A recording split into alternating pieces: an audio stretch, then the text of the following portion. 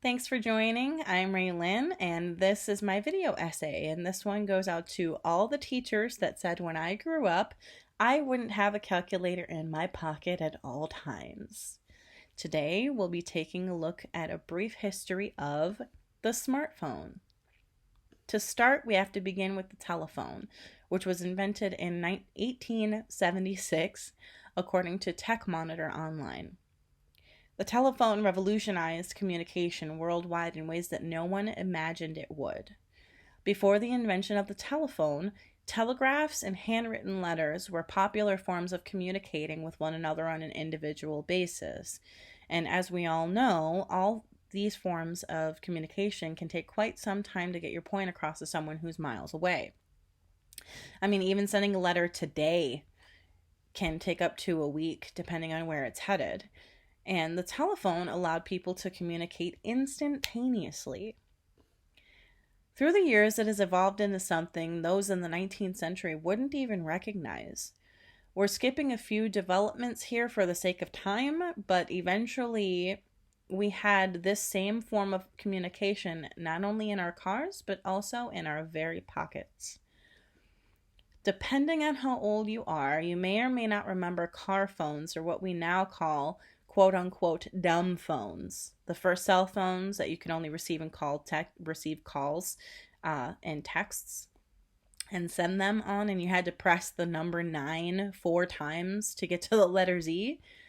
My original Nokia brick phone battery lasted for up to 3 days at a time. So if you know, you know.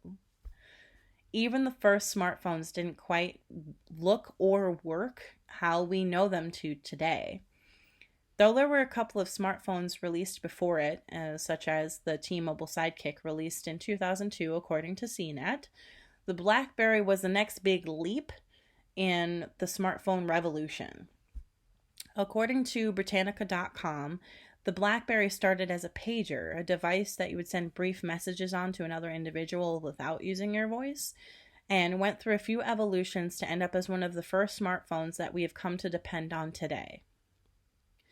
Fast forward to 2007, the first iPhone is released and social media began its steady incline in member usage.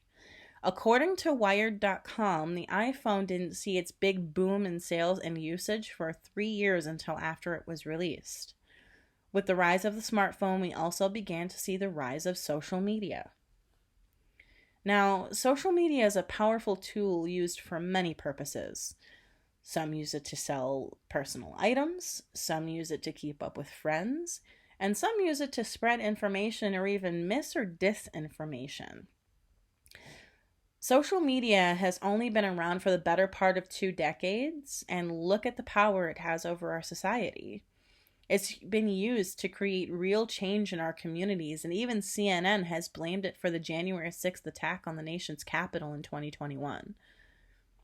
So, all in all, the smartphone was the gateway to a way of socializing that even those of us growing up in the 90s, so not that long ago, would have ever dreamed of. Now, as we move forward, these dreams of living in a virtual reality where we can all connect with one another while also being miles away from each other in person at the same time is becoming a reality. So I wonder what's next.